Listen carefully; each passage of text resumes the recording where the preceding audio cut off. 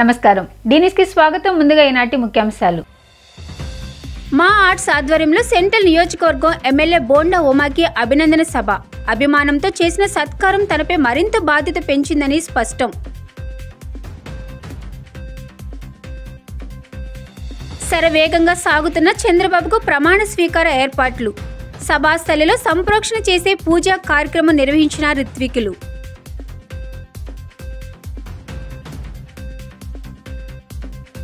ఆదివారం సందర్భంగా దుర్గగుడికి పోటెత్తిన భక్తులు సుదూర ప్రాంతాల నుంచి వచ్చిన భక్తులతో కిటకిటలాడిన అమ్మవారి ఆలయ ప్రాంగణం విజయవాడ సెంట్రల్ నియోజకవర్గం ఎమ్మెల్యేగా గెలుపొందిన బోండా ఉమామహేశ్వరరావుకు బాబుచంద్ మా ఆర్ట్స్ ఆధ్వర్యంలో అభినందన కార్యక్రమం గాంధీనగర్లోని మా ఆర్ట్స్ కార్యాలయం వద్ద శనివారం సాయంత్రం నిర్వహించారు. మా ఆర్ట్స్ చంటి బాబీ ఆధ్వర్యంలో బోండా ఉమాకు గజమాల వేసి సాల్వా కప్పి పుష్పగుచ్చాలను అందజేసి సత్కరించారు. ఈ సందర్భంగా అందరితో కలిసి బోండా ఉమా కేక్ కట్ చేశారు. టీడీపీ నాయకులు అభిమానులు నియోజకవర్గ ప్రముఖులు బోండా ఉమాకు సాల్వల కప్పి పుష్పగుచ్చాలను అందజేసి అభినందించారు.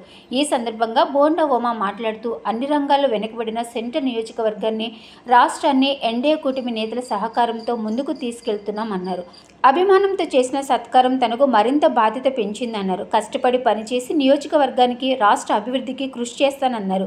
అనంతరం టీడీపీ నాయకులు నవనీతం సాంబశివరావు మాట్లాడుతూ అధికారం ఉన్నా లేకపోయినా ప్రజల కోసం పనిచేసిన వారిని గెలిపిస్తారనేది బోండా ఉమా విజయం నిదర్శనం అన్నారు. అభివృద్ధి సంక్షేమం సమపాళ్లలో తీసుకువెళ్తూ నియోజకవర్గాన్ని బోండా ఉమా అభివృద్ధి పదంలోకి తీసుకెళ్తారన్నారు.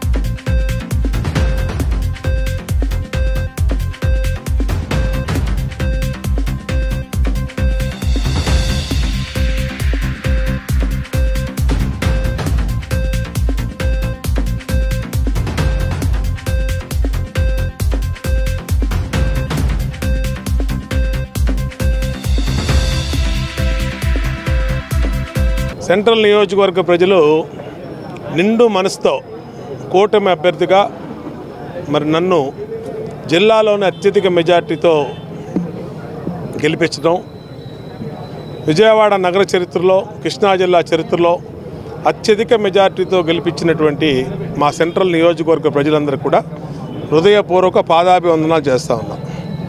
ఈరోజు మా గెలుపు ఒక బాధ్యత, మా గెలుపు ఒక పదవి కాదు, మా గెలుపు ఒక బాధ్యతగా మేము తీసుకుంటాం. అన్ని రంగాల్లో వెనకపడిపోయినటువంటి సెంట్రల్ నియోజకవర్గాన్ని అటు రాష్ట్రాన్ని ఎన్డీఏ కూటమి అభ్యర్థుల సహకారంతో కూటమి నేతల సహకారంతో ఖచ్చితంగా ముందు తీసుకెళ్తాం.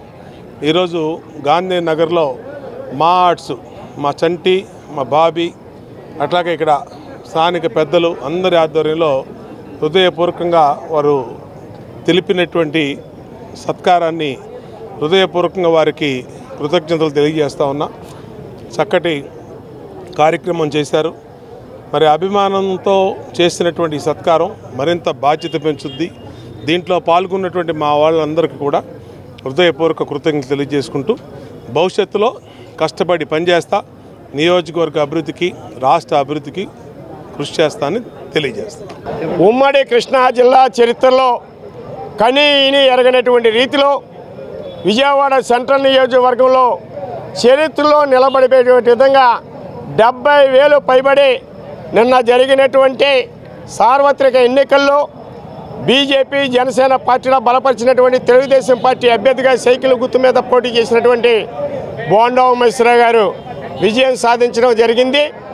ఆ విజయాన్ని ఆనందోత్సవాల్లో జరుపుకునేందుకు మార్స్ అధినేతలైనటువంటి సోదరులు బాబీ గారు, చంటి గారుల నేతృత్వంలో అడపాల సత్యనారాయణ, కృష్ణా జిల్లా మిత్ర బృందంలో పెద్ద ఎత్తున విజయవాడ నడి ఒడ్డు అయినటువంటి గాంధీనగర్లో వేలాది మంది సమక్షంలో వేలాది మంది మిత్రులతో శ్రేయోభిలాషులతో అభినందన సభని ఏర్పాటు చేసుకుని పెద్ద ఎత్తున ఆనంద వేడుకలుగా షాళ్ళు కప్పి పుష్పగుచ్చాలిచ్చి కేకులు కట్ చేసుకుని నృత్యాలు చేయడం అనేది జరిగింది.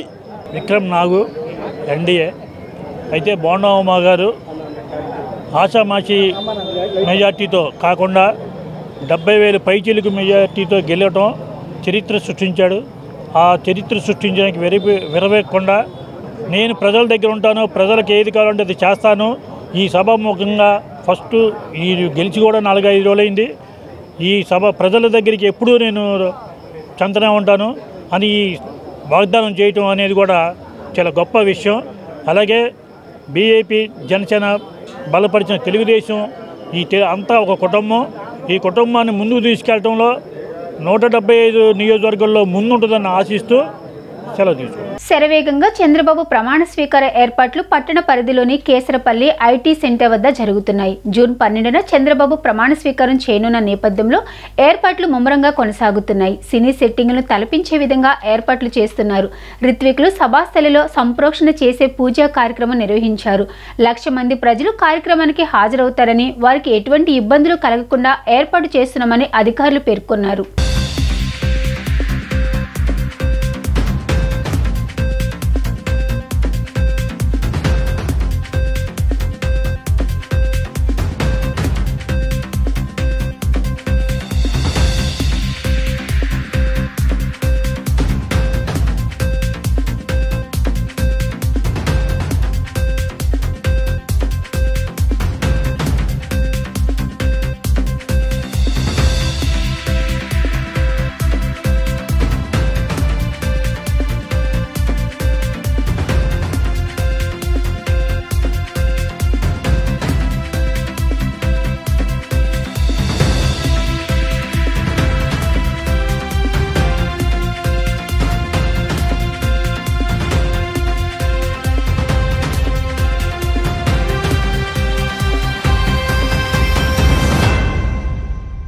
వేసవి సెలవుల్లో ఇదే ఆఖరి ఆదివారం కావడంతో ఇంద్రకీలాద్రికి భక్తులు పోటెత్తారు. ఈ సెలవుల్లో చివరి ఆదివారం కావడంతో పలువురు తల్లిదండ్రులు వారి పిల్లల్ని వెంట పెట్టుకుని అమ్మవారి సన్నిధికి వచ్చారు. రాష్ట్ర వ్యాప్తంగా వివిధ ప్రాంతాల నుండి భక్తులు రావడంతో అమ్మవారి సన్నిధి దసరా మహోత్సవాలను మరిపించే విధంగా భక్తులు వచ్చారు. వేకుజాము నుండే భక్తుల రాక అమ్మవారి సన్నిధిలో కనబడింది. ఘాట్ రోడ్డుపై వాహనాల రద్దీ ఎక్కువ కావడంతో కొంతసేపు కొండపైకి వాహనాల రాకపోకలు నిలిపివేశారు. అంతరాలయ దర్శనానికి భక్తులకు సుమారు 2 గంటల సమయం పట్టింది. పలువురు భక్తులు వారి కారును కార్పొరేషన్ కార్యాలయం వద్ద పార్కింగ్ చేసుకుని అమ్మవారి సన్నిధికి వచ్చి దర్శనం చేసుకుని వారి మొక్కుబడులను చెల్లించుకున్నారు.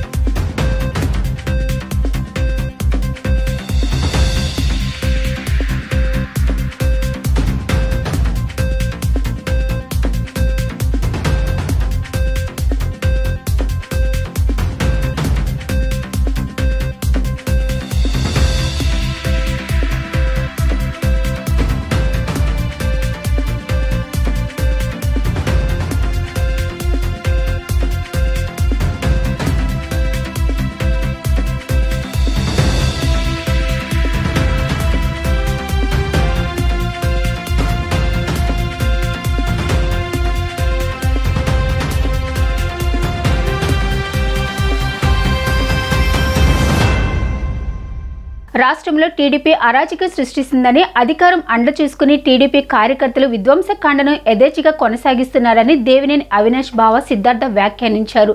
టీడీపీ ఎన్ని దాడులకు పాల్పడినా ప్రజల పక్షాన నిలబడి కార్యకర్తలకు అండగా నిలుస్తామని హామీ ఇచ్చారు. తూర్పు నియోజకవర్గం వైసీపీ సోషల్ మీడియా కన్వీనర్ పిల్లి వెంకట్ బైక్ దగ్ధమైన స్థలాన్ని నియోజకవర్గం వైసీపీ ఇన్ఛార్జ్ దేవినేని అవినాష్ బావ సిద్ధార్థ స్థానిక వైసీపీ నేతలతో కలిసి పరిశీలించారు. అనంతరం ఆయన మీడియాతో మాట్లాడుతూ రాష్ట్రంలో అధికారం చేపట్టక ముందే టీడీపీ విధ్వంస దాడులకు పాల్పడుతుందని విమర్శించారు. ప్రజలు అందించిన విజయాన్ని ఉపయోగించుకుని ప్రజలకు సేవ చేయాలే కానీ ఇటువంటి దాడులు చేయడం అమానుషమన్నారు. నియోజకవర్గ వైసీపీ నాయకులకు కార్యకర్తలకు దేవినేని అవినాష్ ఎప్పుడూ అండగా ఉంటారని భరోసా కల్పించారు.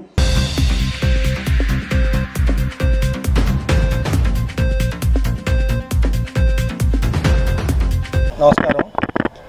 ఈరోజు వైసీపీ సోషల్ మీడియా కన్వీనర్ పిల్లి వెంకట్ గారి బండిని అర్ధరాత్రి 1 గంటకి పెట్రోల్ పోసి తగలబెట్టారు. ఈ చర్య వల్ల ఎవరికి ఉపయోగం?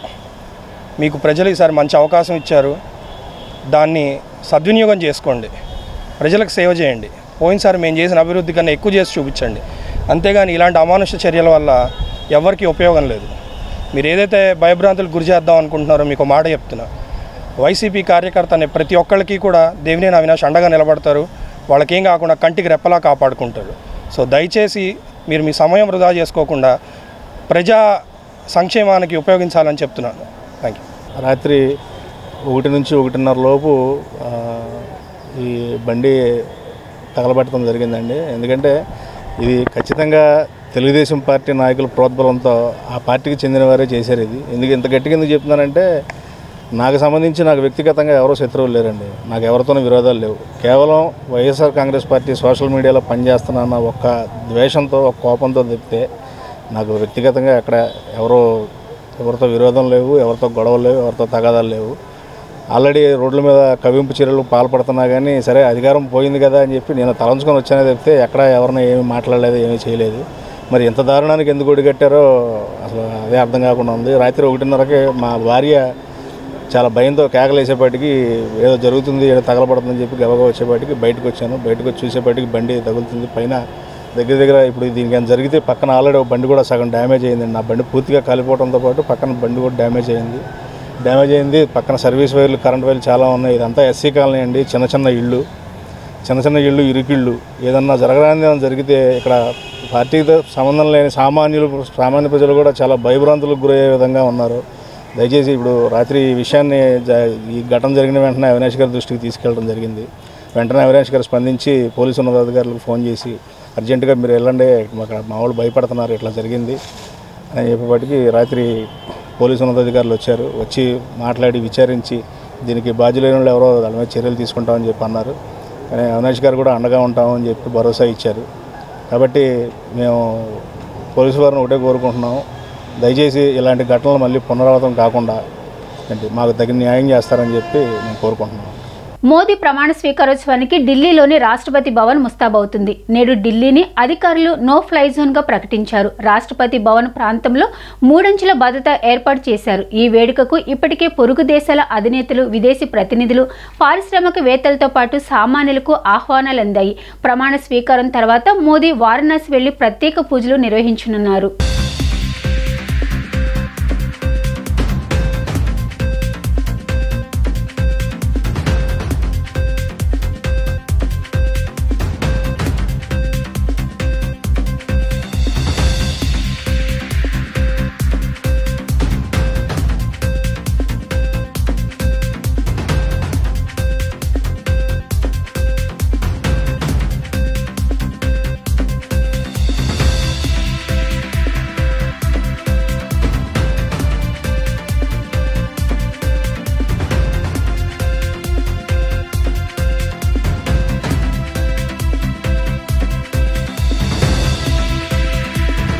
విజయవాడ పశ్చిమ నియోజకవర్గం 42వ డివిజన్ మాజీ ముఖ్యమంత్రి దివంగత వైఎస్ రాజశేఖర రెడ్డి ఉద్యాన పార్క్ బోర్డు ధ్వంసం చేశారు.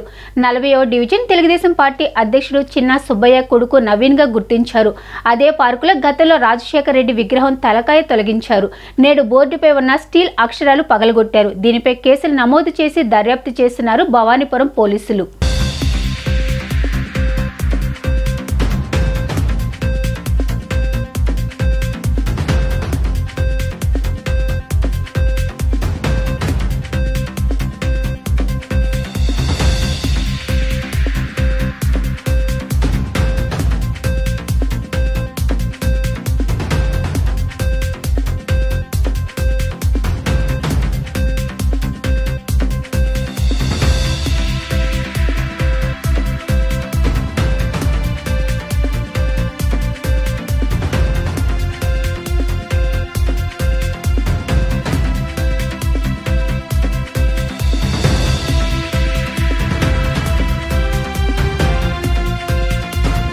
విజయవాడ తూర్పు నియోజకవర్గ వైఎస్ఆర్సీపీ సోషల్ మీడియా కన్వీనర్ పిల్లి వెంకట్ పల్సర్ బైక్పై శనివారం అర్ధరాత్రి 1:30 సమయంలో కొంతమంది పెట్రోల్ పోసి తగలబెట్టి పరారయ్యారు.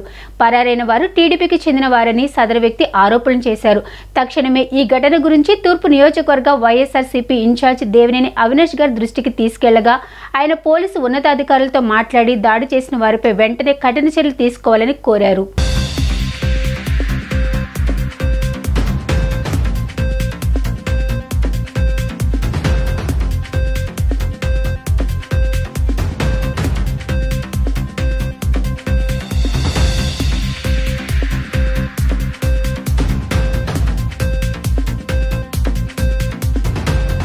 ఆంధ్రప్రదేశ్లో ఈ నెల 12న కొత్త ప్రభుత్వం కొలువు తీరనుంది. ముఖ్యమంత్రిగా చంద్రబాబు నాయుడు ప్రమాణ స్వీకారం చేయనున్నారు.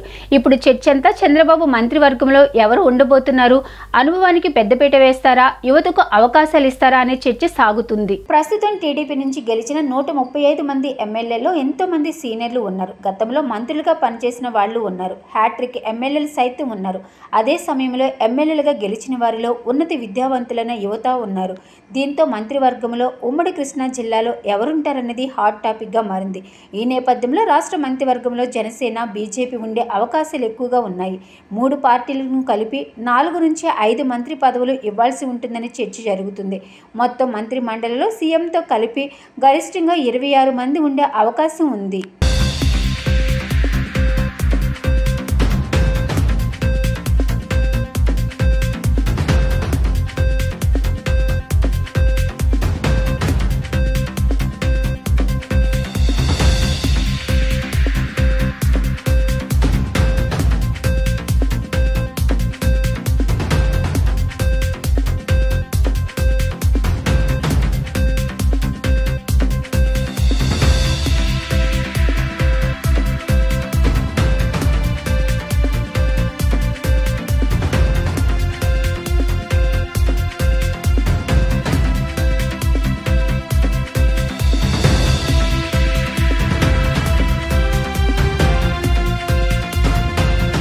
ఇబ్రహీంపట్నంలో గనుల శాఖ ఏపీ ఎండీసీ కార్యాలయం సీజ్ చేశారు. విజయవాడ పరిధి ఇబ్రహీంపట్నంలోని ఖనిజాభివృద్ధి సంస్థల కార్యాలయాన్ని తమ ఆధీనంలోకి తీసుకున్నారు పోలీసులు.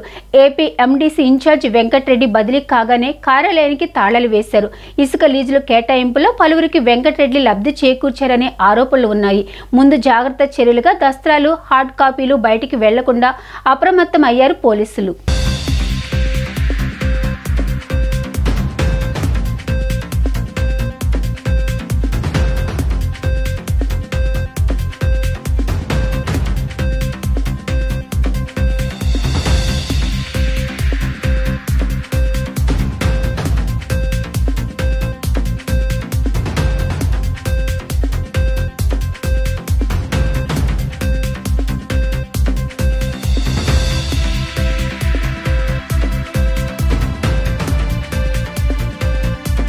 ఎన్నికలలో చారిత్రాత్మకమైన విజయాన్ని సొంతం చేసుకున్న నారా చంద్రబాబు నాయుడుకి వెల్ఫేర్ పార్టీ ఆఫ్ ఇండియా రాష్ట్ర కమిటీ తరపున శుభాకాంక్షలు తెలియజేస్తున్నామని ఆ పార్టీ రాష్ట్ర అధ్యక్షులు సుబాని తెలిపారు. ఎన్డీఏ ప్రభుత్వ నిర్మాణాలు చంద్రబాబు పాత్ర ఎంతో కీలకమైందని చెప్పారు.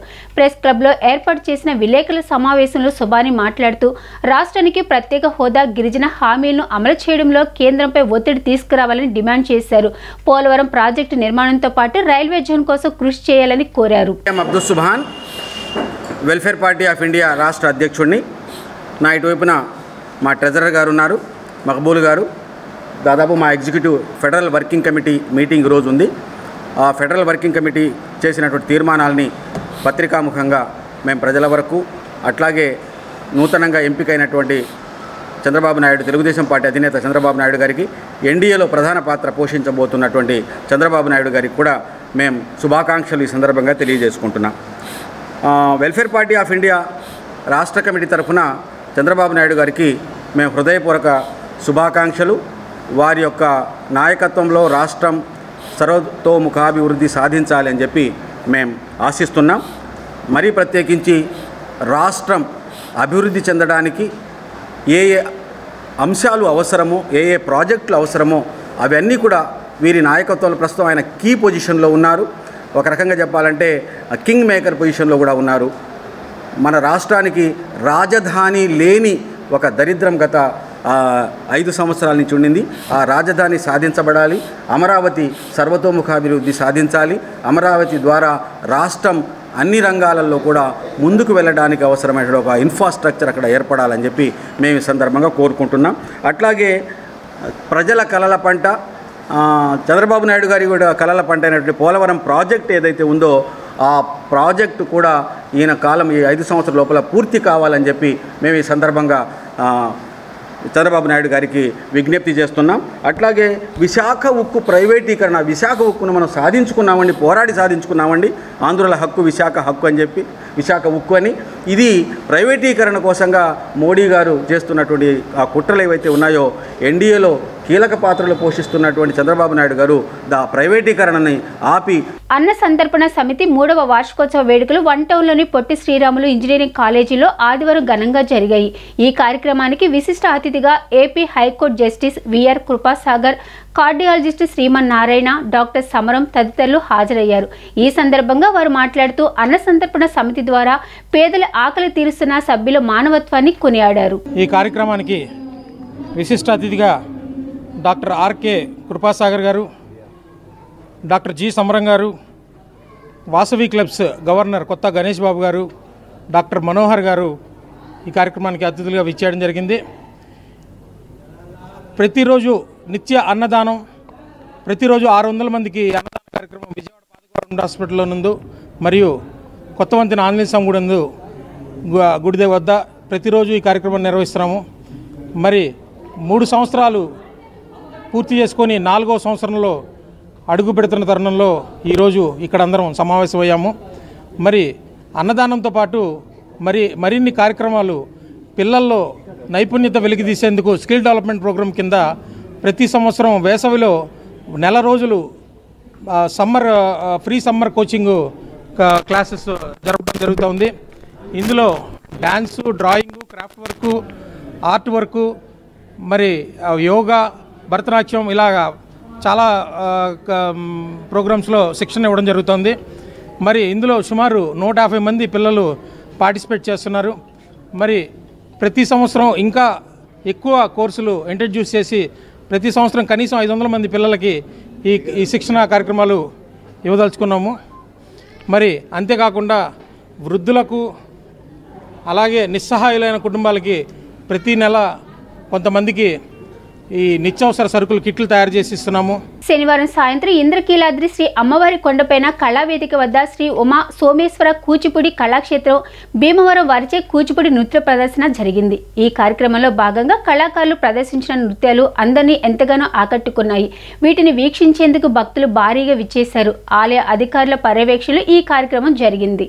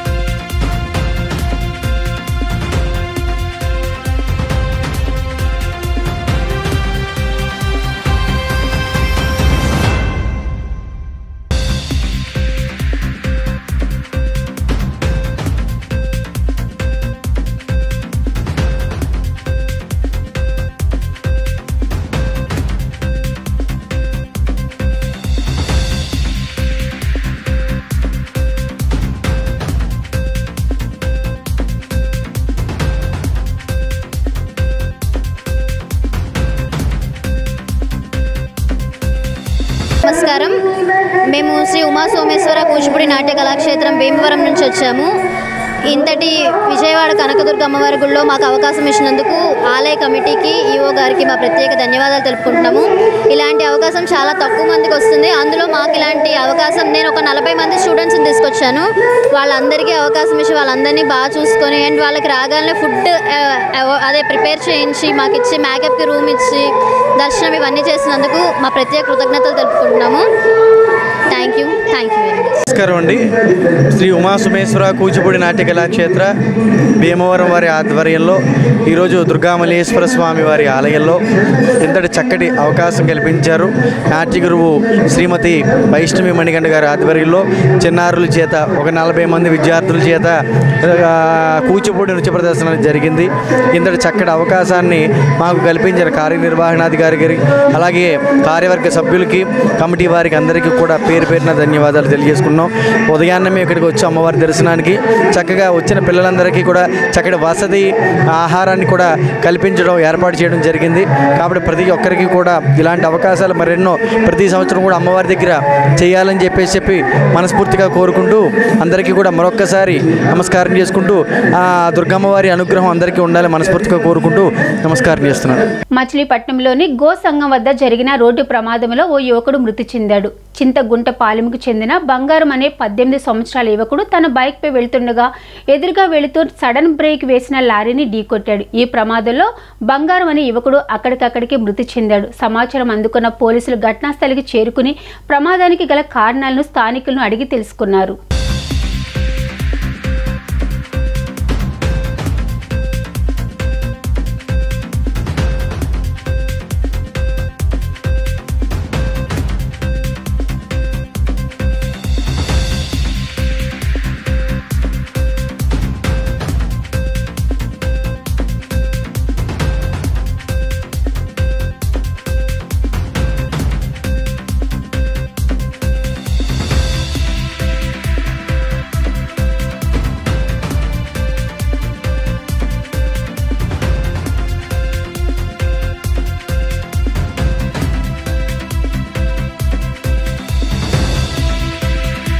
వార్తలు ముగించే ముందు ముఖ్యాంశాలు మరొకసారి.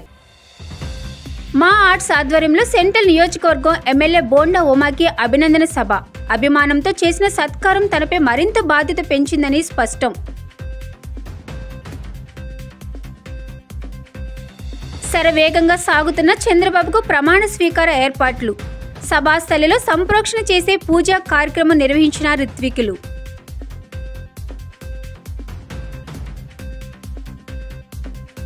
ఆదివారం సందర్భంగా దుర్గగుడికి పోటెత్తిన భక్తులు. సుదూర ప్రాంతాల నుంచి వచ్చిన భక్తులతో కిటకిటలాడిన అమ్మవారి ఆలయ ప్రాంగణం. డీ న్యూస్ ఇంతటితో సమాప్తం. తిరిగి మరో బులెటిన్లో కలుద్దాం. Keep watching D news.